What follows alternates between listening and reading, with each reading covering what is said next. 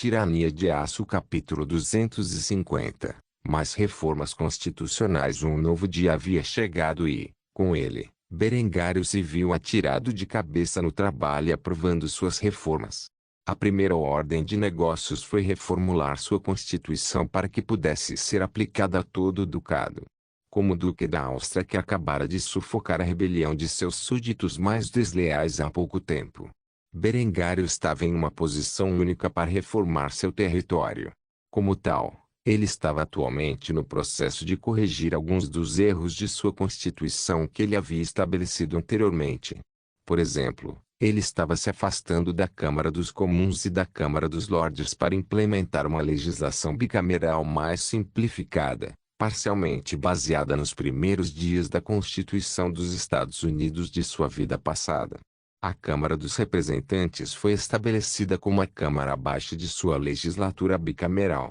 Esses representantes seriam votados por aquelas pessoas que reunissem as qualificações para votar, como homens alemães de caráter íntegro e intelecto comprovado. O segundo departamento de sua legislatura foi o Senado, que foi votado pelos legislativos do condado. Muito parecido com a América, a Câmara dos Representantes seria determinada pela população total, enquanto o Senado teria 2 indivíduos por estado ou, neste caso, condado como senadores. Esses deputados e senadores tinham um prazo de mandato de 4 anos. Se considerado incompetente, corrupto, ou qualquer outro número de acusações poderia ser removido pelo executivo e substituído por uma pessoa de sua escolha até a próxima eleição. A Câmara e o Senado funcionavam de maneira semelhante à dos Estados Unidos, mas funcionavam de maneira mais simplificada. Eles primeiro apresentariam um projeto de lei, que seria enviado ao Senado para aposentadoria ou aceitação quando aprovado por maioria de votos. A partir daí, seria entregue ao Duque, onde ele poderia assiná-lo em lei, revisá-lo de acordo com seus desejos e depois enviá-lo de volta ao Senado para aprovação mais uma vez, ou vetá-lo. Ao contrário da Constituição americana, não houve anulação do veto do Duque, embora o projeto ainda pudesse ser reintroduzido através do processo legislativo. No entanto, um veto era geralmente considerado uma posição firme pelo Duque de que ele não desejava tal lei. A chamada Câmara dos Lordes seria reaproveitada como Conselho do Duque, que atuava essencialmente como um gabinete. Sua responsabilidade seria ajudar a liderar as reformas de Berengário enquanto servia sob seu comando. O Conselho do Duque poderia ser nomeado e demitido a qualquer momento de acordo com a determinação do Duque reinante. Parte das responsabilidades do Conselho do Duque era selecionar um sucessor para o Duque no caso de o Duque falecer sem nomear um sucessor. O processo para isso foi votar em membros elegíveis da dinastia von Kufstein para o cargo. Quem teve mais votos foi escolhido. Tratava-se de um sistema à prova de falhas, estabelecido para que o sucessor mais competente fosse escolhido no caso de falecimento do duque antes de selecionar o melhor candidato de sua dinastia para substituí-lo. O conselho do duque só escolheria o sucessor em circunstâncias muito limitadas. O poder executivo do governo era governado pelo duque em nível federal, já em nível estadual e local. O nobre reinante do território atuaria como governador. Eles ainda precisariam introduzir uma forma localizada de governo, como um legislativo estadual e um sistema judicial, para ajudá-los em seu reinado. A nobreza que governava seus territórios foi autorizada a continuar a fazê-lo como governadores, embora as leis de sucessão que se aplicavam ao duque também fossem aplicadas a todos os governadores. Isso foi para garantir que a pessoa mais competente fosse selecionada como governador de sua região. É claro que cada duque tinha poderes executivos, o que lhes permitia aprovar legislação sem a aprovação das legislaturas federal e municipal. No entanto, estes poderiam ser revogados com a mesma rapidez pelo próximo duque. Isso foi para garantir o poder político de Berengário e seus descendentes para que eles não se tornassem apenas mais uma figura de proa impotente. Com os poderes legislativo e executivo refinados, o poder judiciário foi mais elaborado e baseado na República Americana da vida anterior de Berengário. Com uma Corte Suprema, que determinava o que era legal com base na Constituição. Tal como acontece com todos os juízes, esses juízes da Suprema Corte foram nomeados pelo Duque e serviram por toda a vida. No entanto, se o Duque determinasse que eles não cumpriram seus deveres de acordo com a lei e, em vez disso, operavam em alguma forma de agenda pessoal, ele poderia removê-los e substituí-los. Este sistema constitucional permitiu alguma aparência de liberdade, mantendo ainda o controle significativo do governo nas mãos de Berengário e sua dinastia. Ao fazê-lo, criou uma monarquia semi-constitucional, como na prática, Berengário ainda tinha o poder de efetivamente tomar qualquer decisão que quisesse e poderia colocar o governo a seu favor.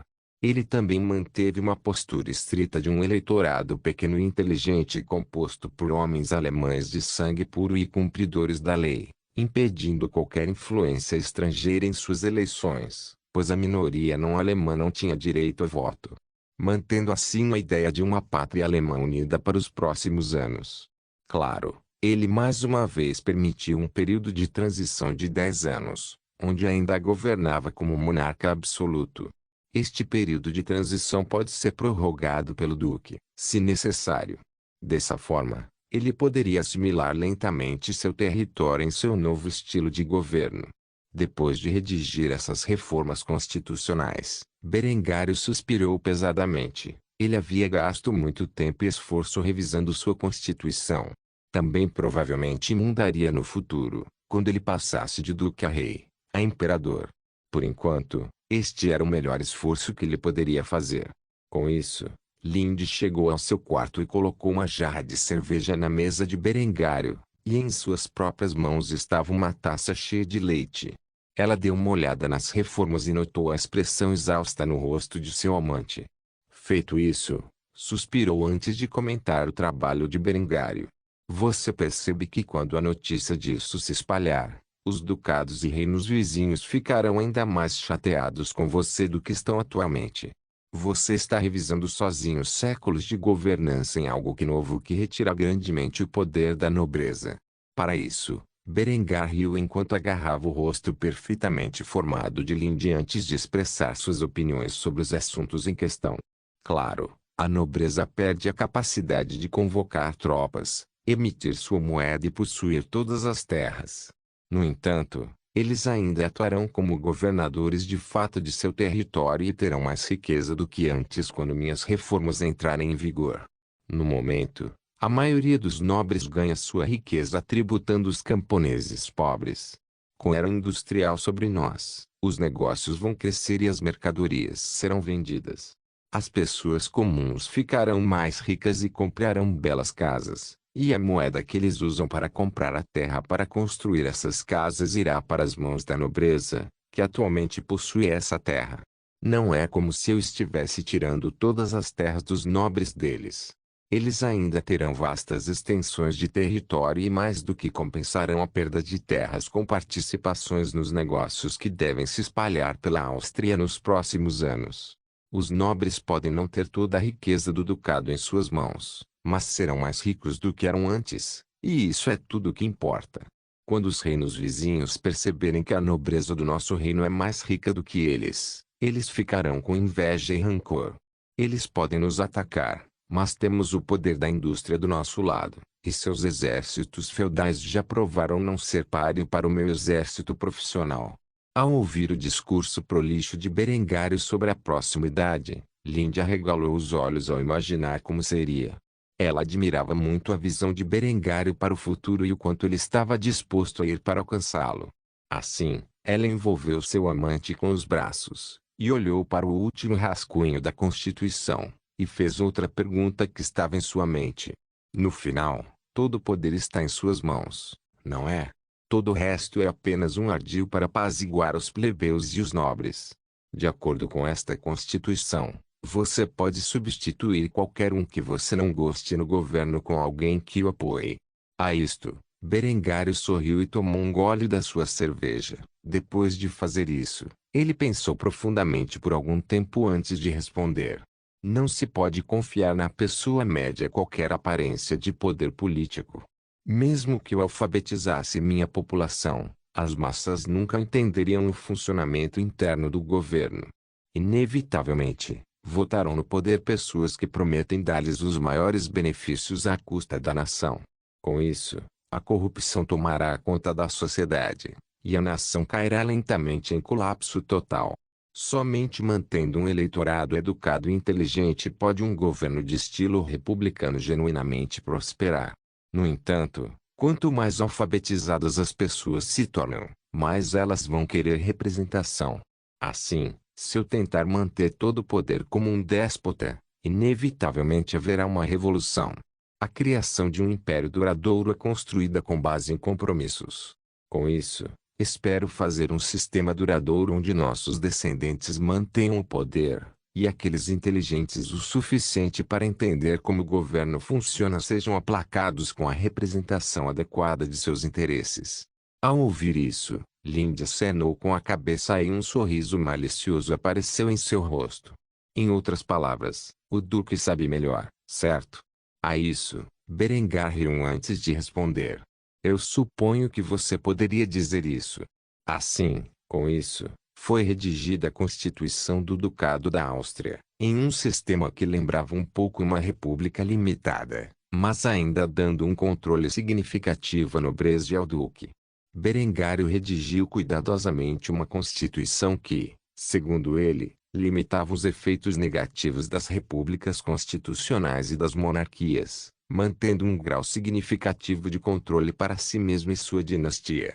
Tirania de Aço capítulo 251 Preocupações de Adela dentro da cidade de Graz. Nas profundezas do seu castelo, estava uma jovem em plena adolescência. Essa garota era Adela von Graz, a noiva do infame duque Berengar von Kufstein. Enquanto Berengário começava a introduzir uma série de reformas legais que chocariam o mundo europeu, sua noiva lia uma carta escrita para ela por seu rival apaixonado. Este rival era ninguém menos que Lindy von Habsburg. Com a chegada da princesa Honoria, Lindy sentiu uma ameaça significativa à sua posição e achou necessário informar a dela sobre a situação, já que Berengário havia propositadamente esquecido de mencionar o aparecimento de um novo rival em potencial. Esta carta não continha abertamente o segredo de que Lindy suspeitava que esta jovem do leste fosse a princesa perdida do Oriente. Em vez disso, apenas apresentou como uma jovem donzela mentindo sobre sua identidade e tentando se aproximar de Berengário. No entanto, enquanto Adela lia o conteúdo, sua expressão começou a afundar. Ela estava bem ciente da relação entre Berengário e Lindy neste momento, afinal, era do conhecimento geral. Ela até aceitara a ideia de Berengário tomar um amante e se convencera de que os grandes homens eram capazes de fazer tal coisa. No entanto, a notícia de uma beldade estrangeira do leste que estava potencialmente mentindo sobre sua identidade enquanto tentava capturar a atenção de Berengário era algo que Adela não tomou de ânimo leve. A julgar pelo conteúdo da carta, Adela percebeu que havia mais na história. Se Lindy estava preocupada com essa nova chegada a ponto de escrever uma carta para Adela, era uma situação bastante séria. Adela deitou-se na cama enquanto lia o conteúdo da carta com uma cara de beicinho. Ela imediatamente expressou seu descontentamento com a situação. Berengar, seu idiota. Adela tinha um raciocínio rápido e instantaneamente olhou mais de perto a carta. Talvez algo que ela não tenha percebido explicasse melhor a preocupação de Lindy. Depois de estudar a carta, Adela descobriu que estava escrita em código. Se ela pudesse escrever a primeira letra de cada terceira palavra, formava uma expressão própria. Ela rapidamente começou a decifrar o conteúdo e, depois de anotá-lo em um pedaço de papel separado, duas palavras se destacaram como um polegar dolorido. Princesa Honória dela não estava muito familiarizada com a corte real do Império Bizantino e, como tal, desconhecia totalmente quem era a Princesa Honoria. Ainda assim, o fato de essa jovem donzela do leste ter o título de princesa só podia significar uma coisa. A posição de Adela como esposa principal estava sendo ameaçada. Afinal, se Berengário fosse acrescentar uma princesa à sua coleção de belas moças, então de fato fazia sentido para ele se casar com ela, especialmente se ela viesse de um reino poderoso. Com esta notícia, a jovem começou a mordiscar os polegares de ansiedade. Após cuidadosa consideração, ela percebeu que seu 14º aniversário estava chegando, e ela teria que ter uma conversa com Berengário sobre isso quando ele finalmente chegasse. Como tal, escreveu uma carta a Lindy agradecendo-lhe por a informar sobre estes assuntos e solicitando a sua presença no dia do seu aniversário para que os dois pudessem confrontar Berengário sobre esta questão juntos. Depois de escrever a carta, Adela ouviu uma batida na porta. Como tal, ela rapidamente caminhou até a porta e abriu, revelando a figura voluptuosa de sua irmã mais velha Ava, que agora tinha uma expressão preocupante no rosto. Desde a reconquista da Áustria por Berengário, o marido de Ava, Wolfgang, foi deposto como conde de Salzburgo e substituído por seu irmão mais novo Amando de Berengário.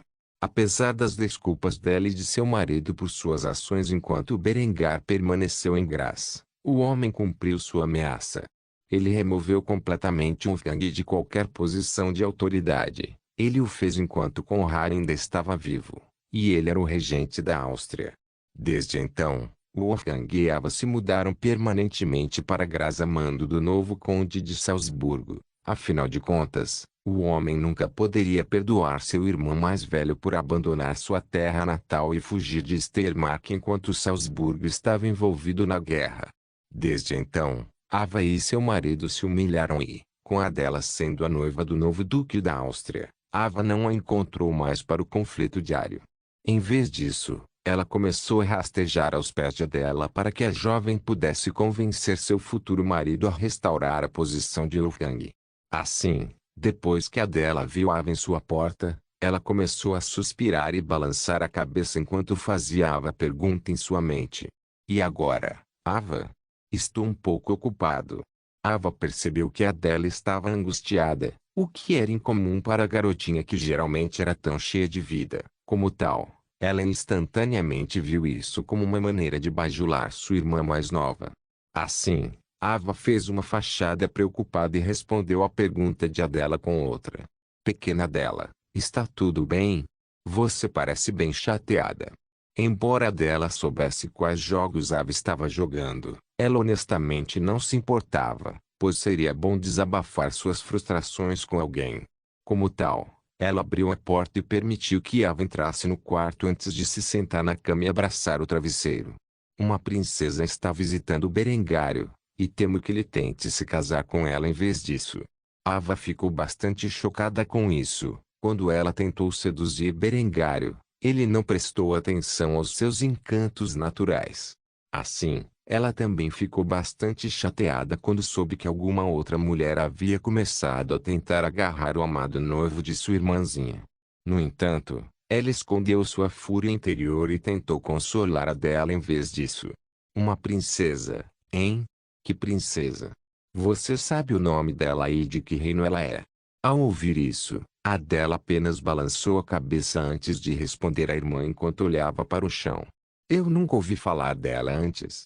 Você sabe quem é a princesa Honoria? Ava teve que pensar sobre isso por alguns momentos antes de uma luz brilhar em seus olhos, e ela se lembrou de onde tinha ouvido o nome. Onde você soube que a princesa Honoria visitou Berengário? Isso não deveria ser possível, que eu saiba. Existe apenas uma princesa com esse nome, a princesa imperial do Império Bizantino. Supostamente ela é uma beleza. No entanto, ela foi trancada no palácio a vida toda e está impedida de interagir com estranhos. Não há como ela ter visitado Kufstein para ver Berengar, seu pai, o imperador. Não permitiria isso. Ao ouvir isso, os olhos de Adela se iluminaram e o pavor que ela sentia começou a desaparecer. Ela pode ter lido demais na carta. Ainda assim, as chances de uma mensagem oculta como a que ela encontrou por pura coincidência eram totalmente inexistentes. Como tal, ela decidiu mostrar a carta a Ava, e depois de explicar a ela como ela descobriu o nome da princesa, uma carranca se formou no rosto de Ava enquanto ela tentava pensar no que isso significava. Eventualmente, Ava chegou a uma conclusão e começou a sugerir o que ela achava que a mensagem transmitia para sua irmãzinha. Na carta real, parece que essa garota se chama Valeria Zonara, e ela afirma que é de Antioquia. No entanto, Lind suspeita que ela esteja mentindo sobre sua identidade. A mensagem oculta pode ser o palpite que ela tem sobre ela. Identidade. Duvido muito que seja a princesa Honoria, a não ser, é claro, que ela tenha fugido de casa para visitar Berengário, mas isso é impossível, certo? Quero dizer, como ela saberia quem é Berengar? Muito menos como ela poderia chegar a Kufstein sozinha. Isso deve ser algum tipo de erro. Adela acenou com a cabeça para o comentário de Ava, fazia sentido. No entanto, ela também conhecia o personagem de Lindy bem o suficiente para saber que ela nunca entraria em pânico assim e enviaria a Adela uma mensagem criptografada com uma identidade suspeita, a menos que ela tivesse certeza de sua conclusão. Assim, os comentários de sua irmã pouco fizeram para acalmar os nervos de Adela, apesar da lógica. Depois de alguns momentos pensando sobre as coisas, Adela percebeu que não fazia sentido se preocupar com uma coisa dessas. Ela teria que confrontar Berengário quando ele chegasse em seu aniversário. Não estava longe, e ela podia esperar pacientemente por uma resposta até então. Vendo Adela se animar, Ava começou a fazer a pergunta que realmente estava em sua mente. Agora que você está de bom humor, você pode pedir ao seu noivo para restaurar a posição de Lufang para mim. Ao ouvir isso, Adela apenas revirou os olhos e começou a empurrar Ava para fora do quarto. Saia do meu quarto, Ava. Apesar dos protestos de Ava, ela finalmente se viu do outro lado da porta fazendo beicinho. Esta era a 13ª vez que ela perguntava a Adela hoje e, como de costume, ela foi rejeitada. Ela teria que encontrar outra maneira de convencer a garota a conversar com seu noivo sobre o assunto em questão. Tirania de Aço capítulo 252 Berengário e Honoria. Enquanto Berengário estava no meio de seu habitual trabalho de escritório, Honoria esperava pacientemente do lado de fora de seu escritório. Embora tivesse permissão para se mover livremente dentro da cidade de Kufstein, ela ficou principalmente dentro do castelo, esperando os momentos oportunos para se aproximar do homem que havia despertado seu interesse. Porque Berengar era constantemente vigiado pelo olhar atento de Lindy, Honoria teve poucas oportunidades de conhecer Berengário muito bem. Berengário não respondera bem às suas investidas até então. Pelo menos não tão bem quanto ela esperava. Ela estava começando a duvidar de seu charme, afinal, Berengário já tinha Lindy, uma mulher tão bela que foi apelidada de uma das 3 beldades celestiais da Áustria. Inclusive Honoria tinha começado a duvidar de seus encantos em relação ao amante de Berengário. No entanto, ela não se intimidou. Enquanto ela estava em Kufstein, ela queria descobrir mais sobre Berengário e determinar se ele estava ou não apto para ser seu homem. Assim, ela estava esperando do lado de fora da porta do escritório, para que pudesse convenientemente encontrá-lo, dando-lhe uma desculpa para convidá-lo para almoçar. Depois de várias horas de espera ao redor do castelo, Berengário finalmente recuou de sua reclusão. Quando fez, Honoria imediatamente começou a passar e tentou esbarrar nele casualmente. No entanto, ela de alguma forma acabou tropeçando no ar e caiu no chão. Por sorte, enquanto ela estava caindo, Berengar reagiu e agarrou-a, firmando a jovem princesa em seus pés ao fazê-lo. Berengário olhou preocupado para a pupila verde-menta de Honoria enquanto fazia a pergunta em sua mente. Você está bem? Honoria começou a ruborizar-se ao fitar o olho bom de Berengário, seu rosto encantador a fitando com preocupação, enchendo seu coração de sentimentos sobre os quais não tinha certeza. Assim, ela desviou o olhar e se desvencilhou dele, ficando de pé sobre seus próprios pés. Estou bem. Vendo-a envergonhada, Berengário riu e acenou com a cabeça enquanto expressava seus pensamentos. Bom. Isso é bom. Depois de dizer isto, Berengário começou a partir. Já era hora do almoço, e todos os dias encontrava-se com a Lindy a esta hora para partilhar uma refeição. Era o que você poderia chamar de seu encontro diário. No entanto, no momento em que ele começou a se afastar, Honoria começou a entrar em pânico e rapidamente agarrou sua manga bufante, parando em seu caminho. Depois de fazer isso, Berengário olhou para trás para ver o que estava obstruindo sua jornada para ver as bochechas de Honoria coradas o mais vermelho possível, seus olhos fixos no chão à sua frente enquanto ela o fazia. Ela estava segurando seu peito com a mão livre e parecia ter dificuldade em pronunciar as palavras. Depois de alguns momentos de Berengar olhando para ela, Honoria finalmente conseguiu reunir coragem em seu coração e rapidamente expressou seus pensamentos. Você vai almoçar comigo? Berengário pensou nisso por alguns momentos antes de dar de ombros e concordar com o pedido dela. Claro, por que não?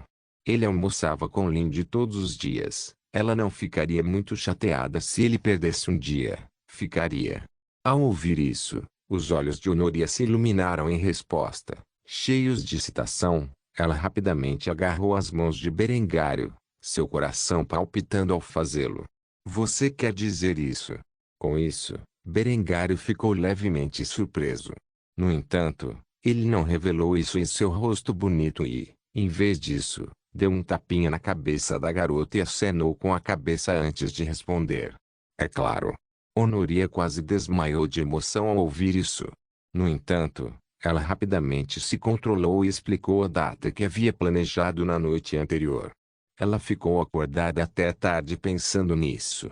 Achei que poderíamos ir a uma das lanchonetes de Kufstein. Nunca experimentei essa comida antes e senti que seria emocionante. A isso, Berengário assentiu com a cabeça. Era bom comer um sanduíche de vez em quando, afinal, ele jantou exclusivamente com cozinha alemã de alta qualidade enquanto morava no castelo. Como tal, ele respondeu positivamente à ideia dela. Uma excelente ideia. Eu conheço exatamente o lugar. Se você me seguir, eu ficaria mais do que feliz em acompanhá-lo. Com isso, Berengário ofereceu seu braço, onde Honoria rapidamente o agarrou com um sorriso feliz no rosto. Depois, Berengário a conduziu para fora do castelo e para a cidade abaixo. É claro que, no caminho, ele pegou uma escolta de seus guardas que os seguia de perto, observando com olhos cuidadosos qualquer atentado contra a vida de seu soberano. Depois de entrar na cidade, Berengar conduziu Honoria pelas ruas até chegarem à velha lanchonete para a qual Berengar já havia levado a dela durante o primeiro encontro. A cidade cresceu exponencialmente desde então, e assim Berengário sentiu uma grande nostalgia olhando para o que era apenas um ano atrás uma pequena cidade agrícola. Ao entrar na lanchonete, Berengário percebeu que havia uma filistense. Como Berengar costumava visitar a loja no passado, ela se tornou um destino bastante popular na cidade. Os proprietários até compraram os prédios próximos e reconstruíram a loja em um destino muito maior e mais delicado, que empregava mais de uma dúzia de funcionários. Havia refeições ao ar livre disponíveis para quem desejasse e, por ser o final do verão nos Alpes, era o momento perfeito para fazê-lo. Quem sabia quando Berengário teria outra chance de fazer uma coisa dessas? Ao entrarem na lanchonete, a fila rapidamente se abriu para o Duque e a linda garota em seu braço. As pessoas na fila imediatamente começaram a comentar sobre as mulheres desconhecidas ligadas a Berengário.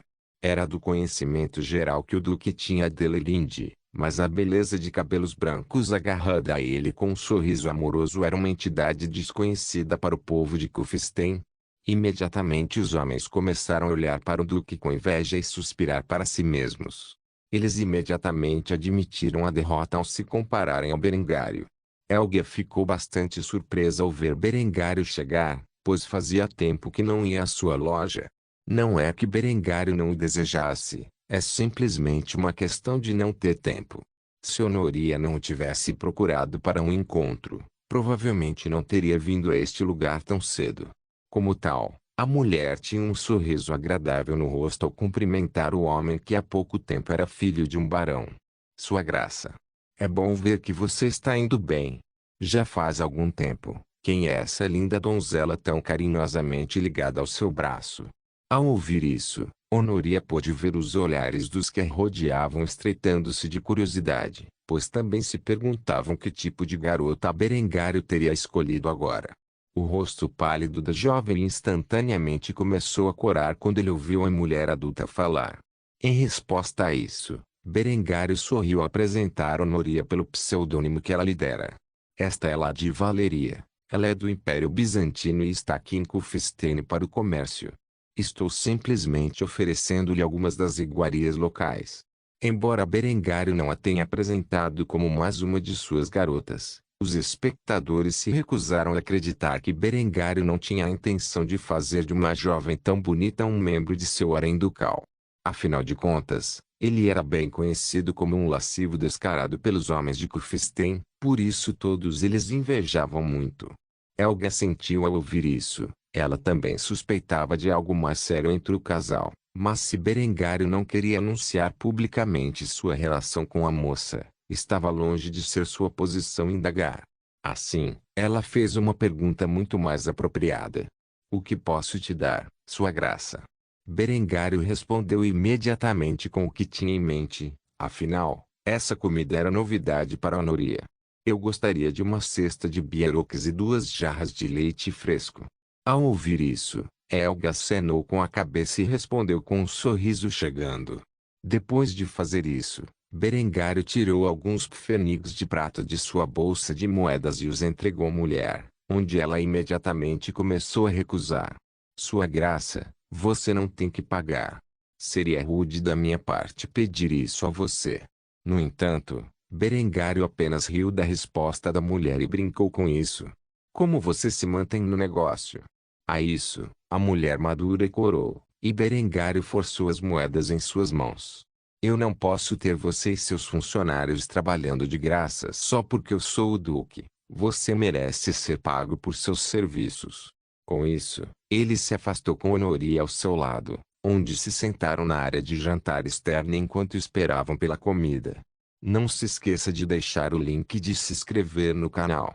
Caso queira contribuir de alguma forma com o canal, entre em contato comigo pelo Instagram do canal. O link do Instagram do canal estará na descrição do vídeo. Por favor, certifique-se de verificar meus outros vídeos. Tenho certeza que você vai gostar deles. Solem irmãos.